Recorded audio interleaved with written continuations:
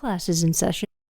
How you doing? And welcome to Unlearn 16. Class is in session. Tonight I'm doing a dual podcast / live. So every once in a while I'll look over to my live comments, see if there's anything cool that they're saying, and I'll integrate it right into the podcast. But today I'm going to go over some of the best 80s movies that I have. I have to own them. I have to have them in hand.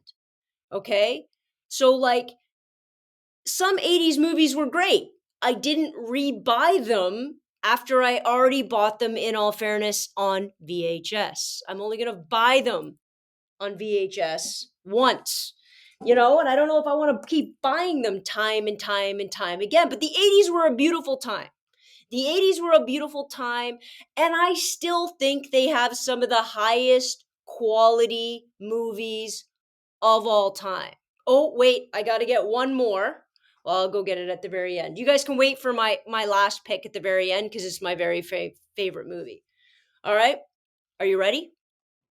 We're going to start. And we're going to talk about the depths of these movies. We're going to talk about why they're important, why they're still important today, and why half of my students still come up to me and are like, "Oh my God, I love this movie," because they've watched it again.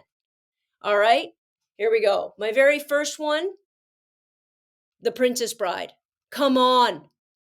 As You Wish. There are lines from this movie that you can say in a crowded anything and people will recount them to you. In fact, I have As You Wish tattooed right on my arm. Beautiful, beautiful movie. The idea that, this epic love story. Now, was it, a lot of people are like, well, these movies were sexist and blah, blah. Okay, listen. We only can talk about the movie as it resonated then.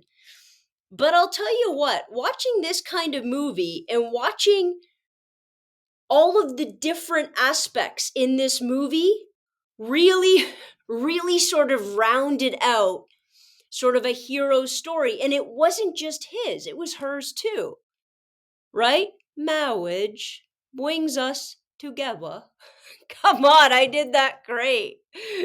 Right? No more rhyming. I mean it. Anybody want a peanut? Those things are now firmly implanted in my head. You can show this movie to anyone at any time and they are going to enjoy it. The sword fight, the hero's journey. Exactly, it's the hero's journey. The archetypes in this can be taught to any age. And if you want kids to buy in, buy in with something fun. You can compare this hero's journey in a grade 7 and 8 class. You can compare it to Odysseus. You can compare it to many different levels of academic sort of fixation. And guess what? You can watch it. It's one of those movies that everybody can watch. The people, it's a star-studded cast, but the people in it, everybody can watch it. It's called The Princess Bride. I don't know, what year was this, guys? The Princess Bride, 1987. 1987. You're going to take a look at that. Next one. This is going to be a surprise to you. It's not going to come out a little bit left field, but I'm telling you right now, Elizabeth Shue, in what year is this? Again, 1987 was a good year.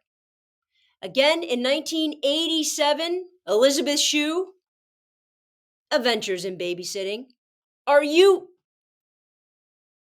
Come on. There's a famous line I can't recount here because she uses the F word, but where she meets a gang and they say, "Don't F with the Duke of blah, blah, blah." And she says, grabs a knife, throws it at the gang babysitter, and says, "Don't F with the babysitter." Come on. Elizabeth Shue was the hero of this movie. It was Elizabeth Shue. Great movie. And the fact you had a girl as the heroine, and it was fun and it was enjoyable, and there was like that little girl who loved Thor and that was brought into it. Good times.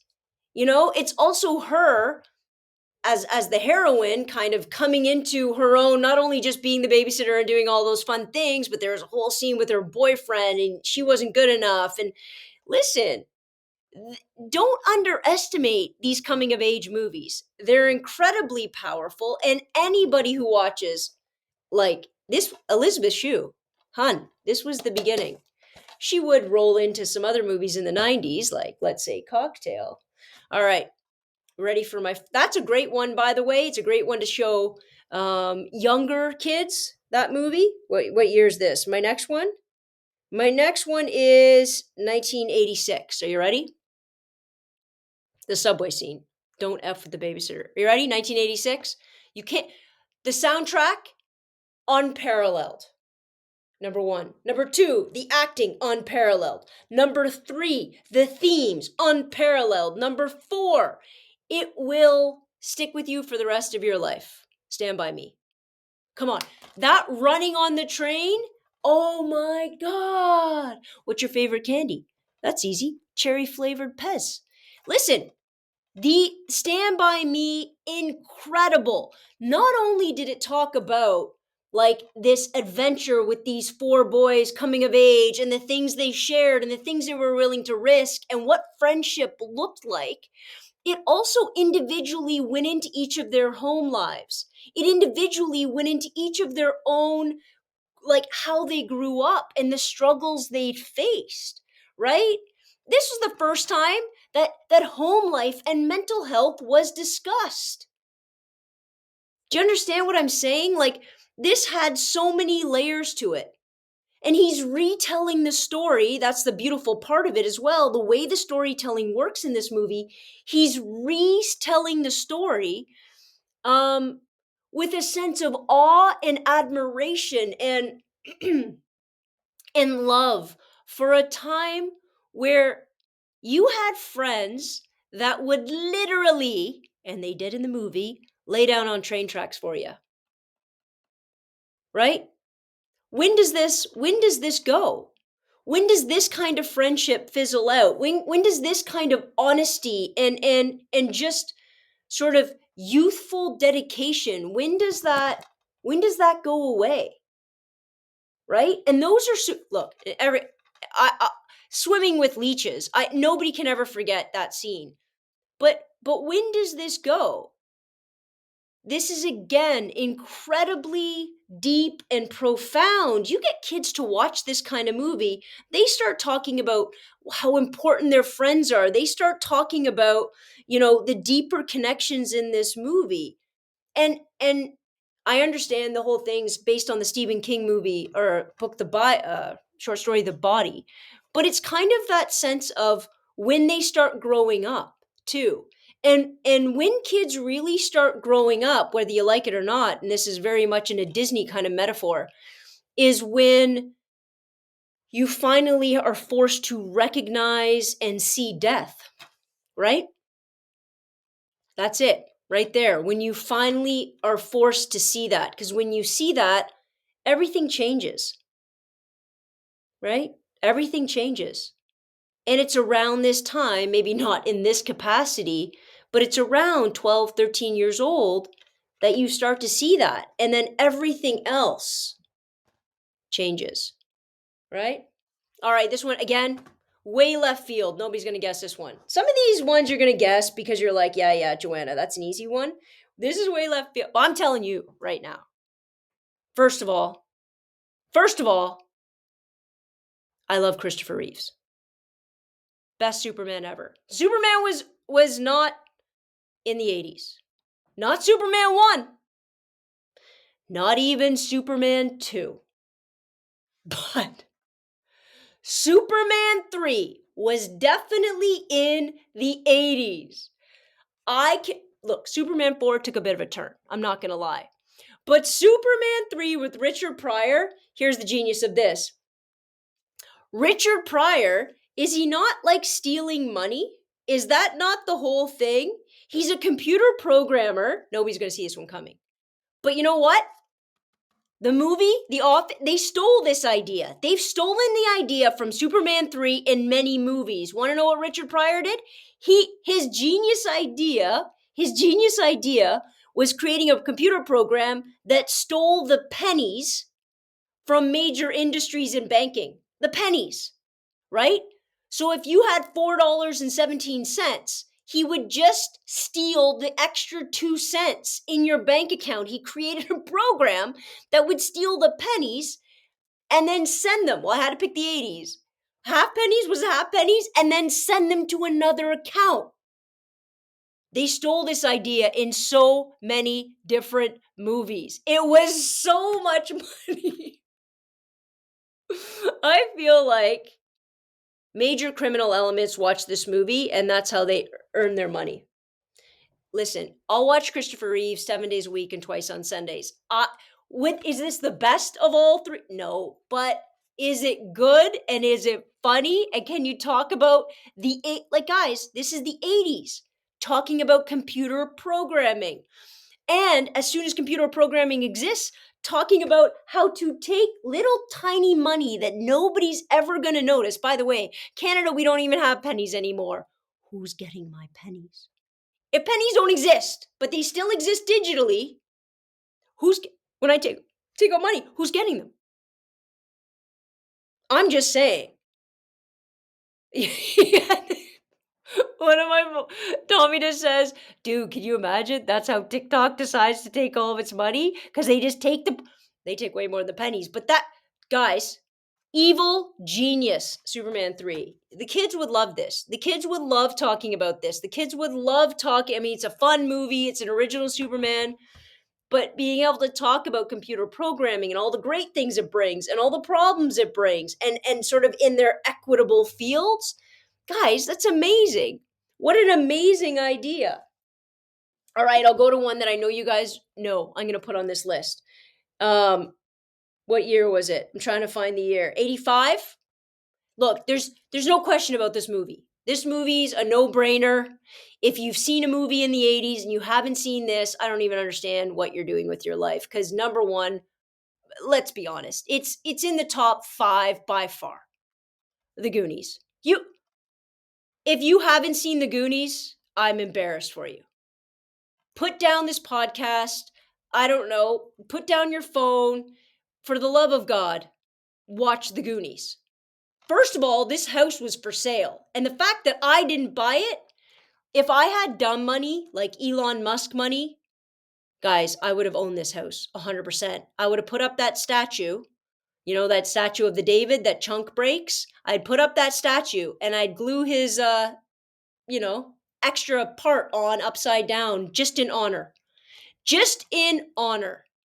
This is a fantastic movie. And again, there is no way you can't watch this movie and think about being bullied when you're a kid, or thinking about having a group of friends that you would do anything for as a kid, or thinking about the fact that as a kid, you never felt powerful. You never felt in control, that all of these adults were making all of these choices and a lot of the times all of these mistakes, and you never could control any of it. In this movie, that's what they do. And that's why it resonates. It resonates because for the first time, you saw 12 and 13-year-old kids saving their families, taking that back, doing something, making a difference, taking control of their worlds rather than those worlds being controlled for them.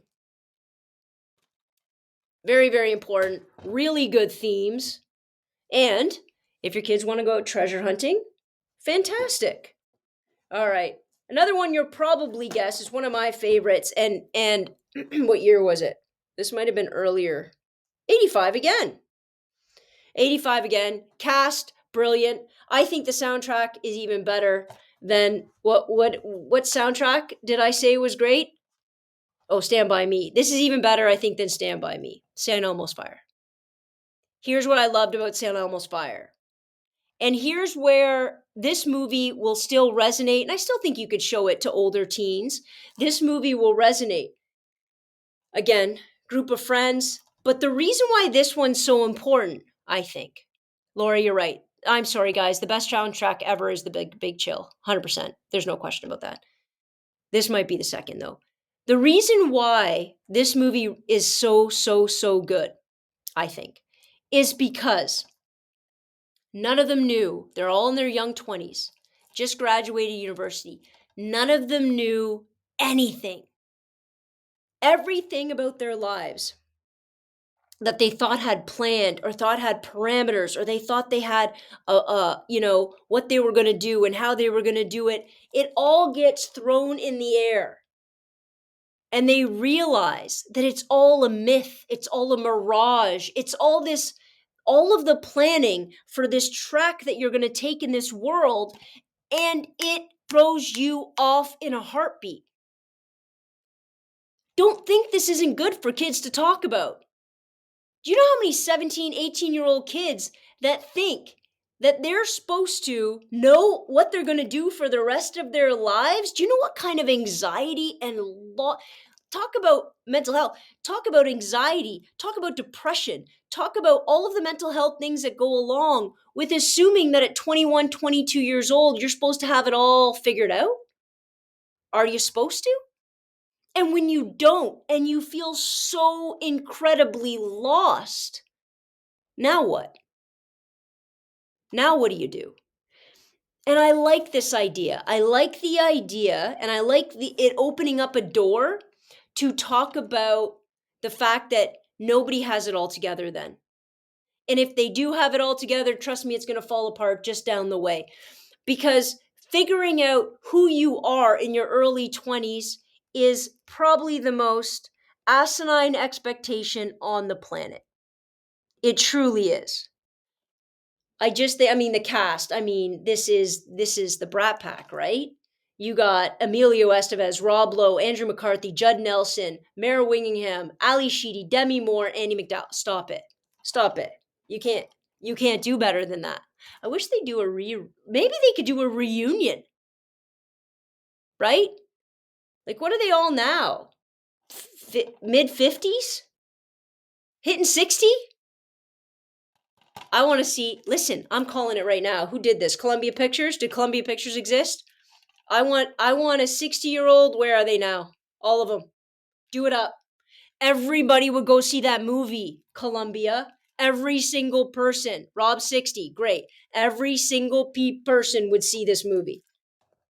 And I want to cut. Next one of my favorites. It has Michael Douglas and Kathleen Turner. I love both of them. There's a scene where they slide down this slide of mud pit in Colombia, in Cartagena, when they're trying to find the stone. Come on, guys. Romancing the Stone. If you've never seen Romancing the Stone, you have to go see it. 1984. It is a fun, amazing adventure movie that makes you laugh through the entire thing. Period. This is a great movie. There's also Romancing the Stone 2, Jewel of the Nile, I think it's called. Highly enjoyable. Like, forget everything else. It is fun to watch. And you know what? Kids can watch it. It's a fun movie that kids can watch. It's an action adventure. The banter back and forth is hilarious. Good for everybody. Right there. Romancing the Stone. You ready for left field again? Well, guys, my favorite movie in the history of movies, of this era. I got the wrong one of these, but I'll do this movie instead. What year was this? I want to say early 80s. I can't see the year. I can't say the year because I'm too old, but it's one that you guys have already guessed. Come on. The Breakfast Club. Now, I'm also intrigued with all of the heavy criticism this movie is getting. Right? The idea that everybody is only one thing, the idea, like the notion that you're put in a category in high school and you never can leave that category. But the idea that we're all so many things, this can talk about diversity and equity and identity. Are you joking me? And by the way, just because we can condemn this movie or talk about the problems with this in the with this movie doesn't mean the movie still doesn't have value.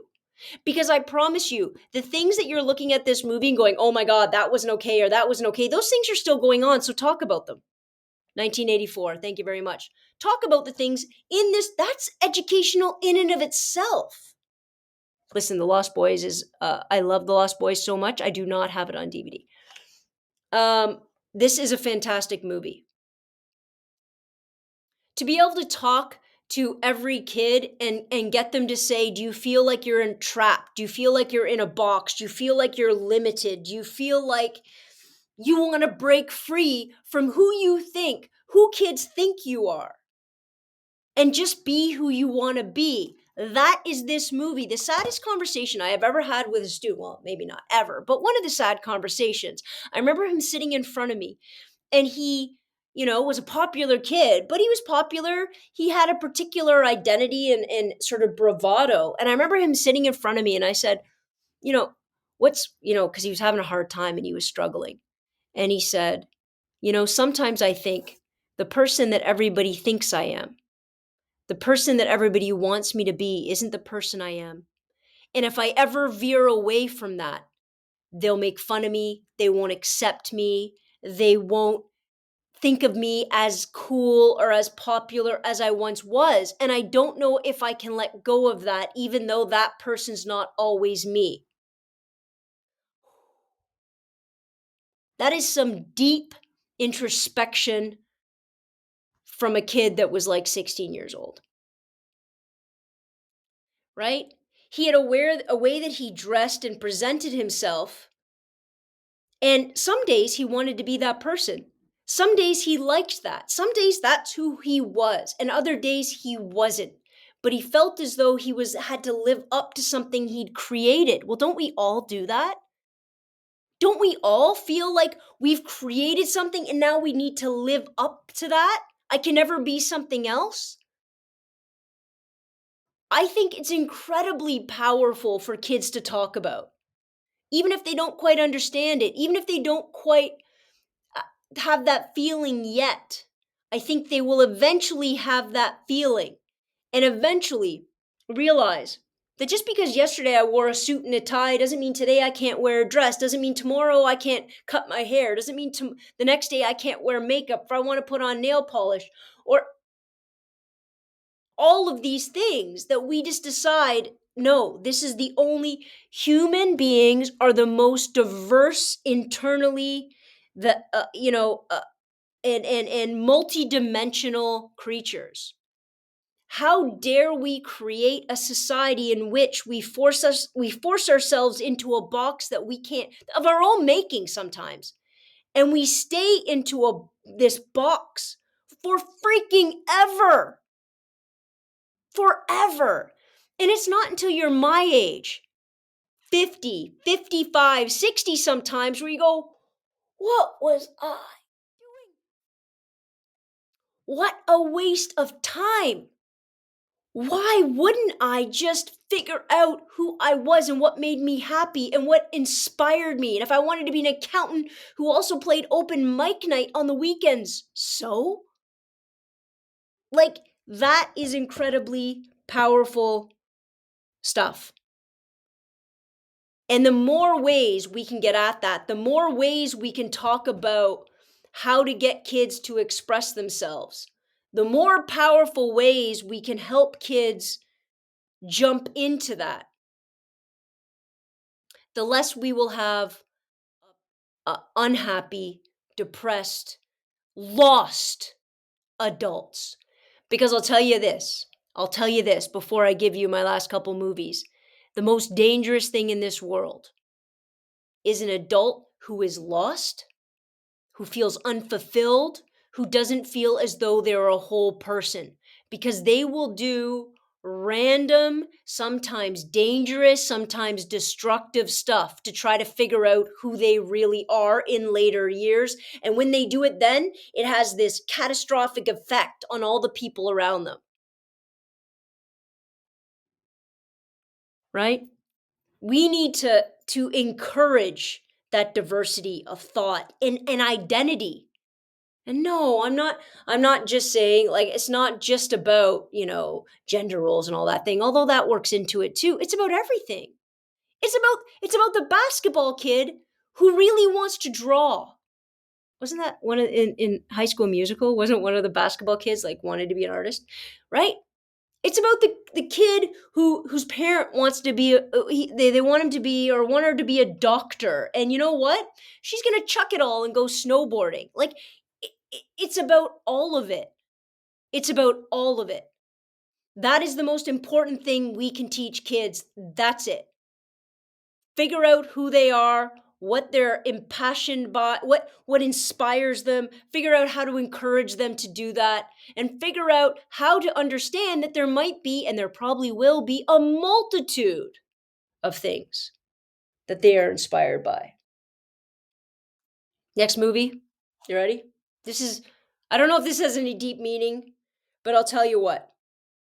This was done in 1981. 1981. Just had another movie made. I think it was number 5. The scenes in this movie are so epic that nobody will ever, if you've seen it, you'll never forget them. And every single person I know that watched this movie at one time or another tried to change a weighted statue for a bag of sugar or sand and try to measure it out in their hands. I did it in science class with my friends. Indiana Jones, Raiders of the Lost Ark. Not Temple of Doom, Raiders of the Lost Ark. Come on. In fact, you know what would be cool? I'm going to do this. I'm going to show my kids this movie, and then you know what I'm going to do? I'm going to turn it into science class. What I'm going to do is I'm going to give them each a statue, and they're going to weigh it, and then I'm going to give them a tiny bag, and I'm going to have them go out and fill it with dirt so they can see who can transfer the right amount, and the closest wins. Come on. Come on. That is fun, and that is science, all of it together. Highly enjoyable, and I did watch the new ones. Snakes. Why did it have to be snakes? Come on.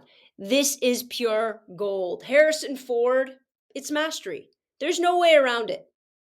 There's absolutely no way around it. This is perfection. Now, I pulled the wrong movie, so I'm going to go get one more. But I gotta go get it. So for those who are listening on the podcast and watching me, I'm going to keep talking to you while I grab the right movie because I grabbed the wrong one. I was misled about the year. Are you ready? Okay, so podcast people, please stand by. Just going to my giant movie wall in order to get the right version of the very last movie that you guys have to see. And listen, I want to be clear. Not everybody has the same movie interests as I do. This one's going to hurt some people. A few people are going to listen to this, are going to when I name this movie, you're just going to be you might love me a little less. But listen, guys, you got to accept me for who I am and for my internal loves. As I'm sitting here right now, I want to know, can anybody guess who's in the chat right now? Can anybody guess at the very last movie I am going to show right now? Do you want to take a guess at it? Because I'm telling you, it's a little off the beaten path. But if you know me, but it can't be the original, because the original Jaws was made in 1975. The same year I was made. Jaws 2, 1978. No, Nobody likes Jaws 4. I don't even let Jaws 4 touch my other movies. Jaws 4 is in the closet. I refuse to throw it out, but it's not allowed to be with my DVDs because it doesn't deserve it. But the Jaws I'm going to include, baby, listen, Jaws 3. If you were around for Jaws 3, this was the first movie I saw in 3D. Listen. These are the movies that might not be the best production, let's say. However, I saw this in 3D. Pieces of people hit me in the head in 3D. Waves of water. In this movie, they get trapped in an underwater kind of ecosystem where people can walk through these tunnels to see all of the animals and all of the wildlife, and it's closed off. It's at SeaWorld. You think this doesn't have some lessons that we can be talking about when it comes to SeaWorld? It opens up a monolith of conversations when it comes to how we treat our animals and zoos and SeaWorlds and everything like that. So they have this park and this underwater exhibit, and the people get trapped in there because, of course, Jaws gets in the park. Jaws gets in the park, right? And then what does Jaws do? I'll tell you what Jaws does. Takes a run at the people in his living room. That's his living room. Just saying. You can also talk about Jaws as a movie and how it sort of changed perceptions about sharks and actually led to some pretty horrific killing, like mass slaughtering of sharks because people were so afraid, and it raised the terror factor, right? All this misinformation surrounding sharks. This is how you talk about that. No, nobody's ever going to forget when the shark blew up. Stop it. Nobody's ever going to forget when those girls were on the back of the ski boat doing their pyramid, and one of the sharks caught right at the back of her ski. Done. Listen. You can still have big conversations. This movie leads into conversations about SeaWorld, about zoos, about trapping of animals, about entering into natural habitats of animals and why we think we can do that and how we can do that and how we change ecosystems. This movie, you can have so many conversations. So don't think there isn't any movie on this planet. I can't figure out a way, okay, outside of the dodgy ones. We can't be showing that kind of stuff. But I can't figure out a way to get thematically into schools, getting kids to think, getting kids to have discussion, getting kids to love movies and love the education that then I slide in every single place I can. All right. On that note, that's it. That's all my movies. That's all my 80s movies. I know there's a long list of other 80s movies. People are like, Joanna, why do you say that one? Why do you say that one? I'll tell you why. Because it needed to be in my collection. That's it. It needed to be in my collection. But go ahead, put the other movies in the list. If you want me to do a list of 90s movies and how you can connect them into schools and into conversations with your students, then please put it in the comments below. I would be happy to do the 90s next time. And on that note, I'm going to do a little 60s. I will see you next time. Same bat time, same bat channel. Dismissed.